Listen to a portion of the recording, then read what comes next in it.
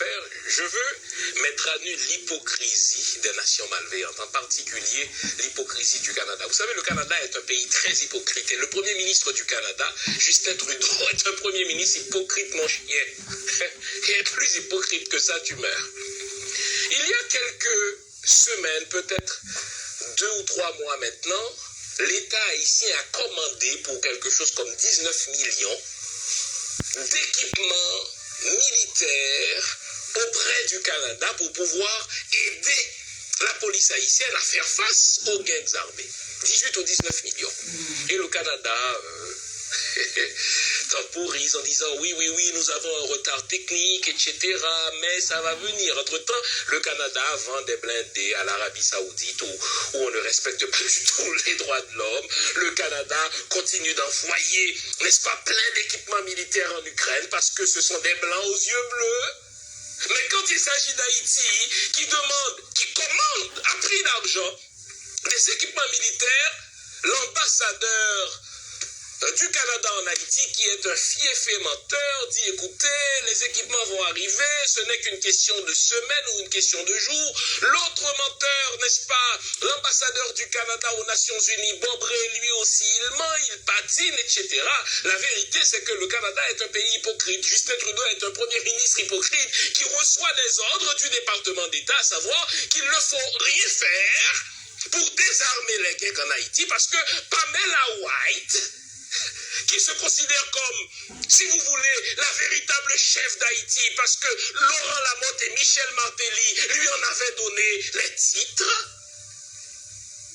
avait dit au Congrès américain, il faut laisser pourrir la situation, car la véritable solution consiste à envoyer des troupes au sol. Est-ce que vous comprenez maintenant cette toile d'araignée, vous comprenez cette espèce de lien de spaghetti qu'il y a entre les oligarques mafieux en Haïti et les non moins mafieux diplomates étrangers accrédités à Port-au-Prince qui sucent le sang haïtien, des Haïtiens qui vampirisent la population haïtienne. Pour quelle raison? Parce que le sous-sol haïtien regorge de ressources que le Canada veut voler. Le sous-sol haïtien regorge de ressources sur lesquelles les États-Unis ont toujours fait main basse, et donc il faut garder ces ressources-là comme étant leurs ressources stratégiques. Comment procèdent-ils? Ils mettent eux-mêmes un gouvernement à la suite d'un tweet, et quand la population dit non, on envoie des troupes. Maintenant, regardons ce qu'il faut faire. C'est pas compliqué. Vous notez que, et ça c'est la bonne nouvelle dans tout cela, et vous devez toujours, dans toute situation, trouver ce petit côté où le verre est plein. Vous notez que depuis que la population haïtienne dit non à cet épouvantail d'évasion militaire, le Canada met de l'eau dans son vin et les États-Unis aussi mettent de l'eau dans leur vin. Vous avez vu comment le très menteur Bob Ray, ambassadeur du Canada aux Nations Unies, vous avez vu comment il a patiné. Après qu'il avait poussé de toutes ses forces la thèse de la nécessité de l'envoi de troupes étrangères en Haïti à cause du fait qu'il y a une crise humanitaire en Haïti, depuis 2 ou 3 jours, là, après qu'il a entendu la population haïtienne qui dit on ne veut pas de votre foutue invasion, et là il dit non mais écoutez, pour l'instant le Canada n'est pas prêt à envoyer des troupes au sol, nous ce qu'on veut faire c'est un appui technique. Hypocrite mon chien. Si vous n'étiez pas un hypocrite, depuis plusieurs semaines, voire des mois, que l'État haïtien vous a commandé des équipements militaires pour près de 18 ou 19 millions de dollars, pourquoi patinez-vous, hypocrite?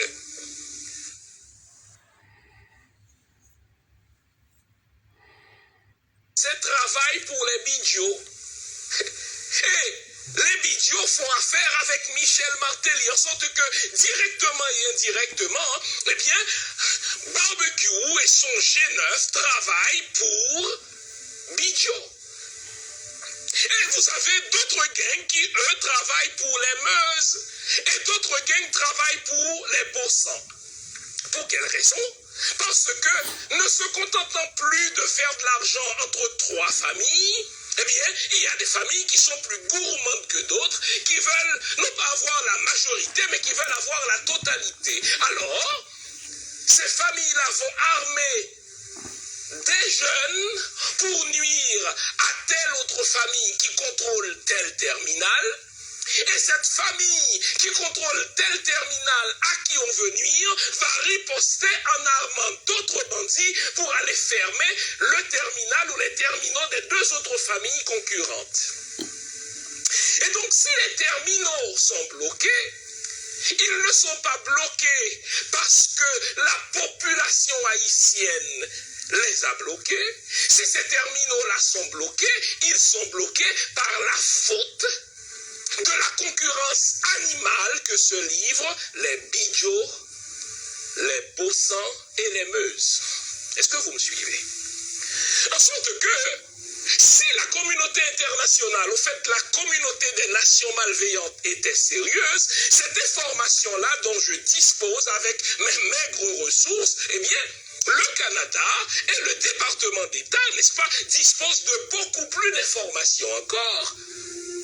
Le service de renseignement du Canada et des États-Unis, ces deux services-là savent que, eh bien, si les terminaux sont bloqués, ils le sont à cause de la concurrence féroce et bestiale et animale et imbécile que se livrent ces trois familles-là.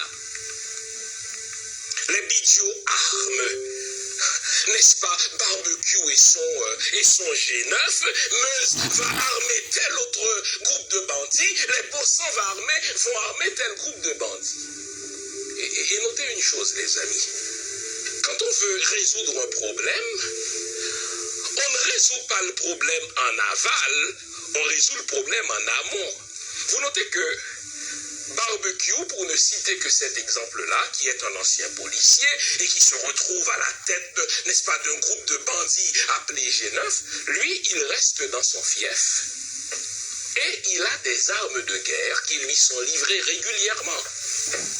Non seulement détient-il des armes de guerre qui lui sont livrées régulièrement, mais il a de la munition.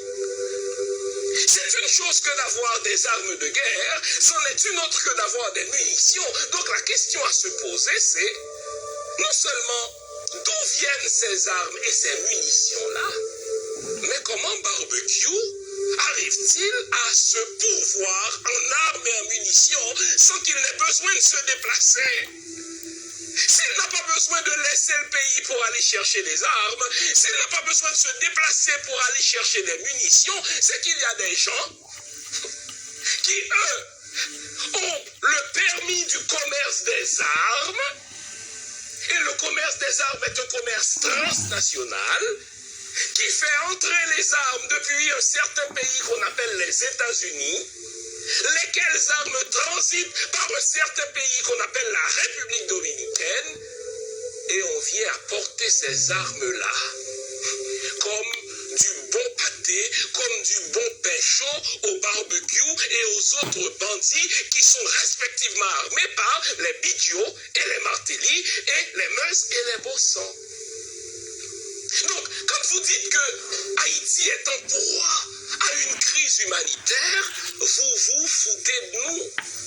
Vous refusez d'analyser le problème tel qu'il est, vous refusez de regarder justement la situation telle qu'elle est, vous préférez l'amplifier parce que vous avez des intérêts inavouables.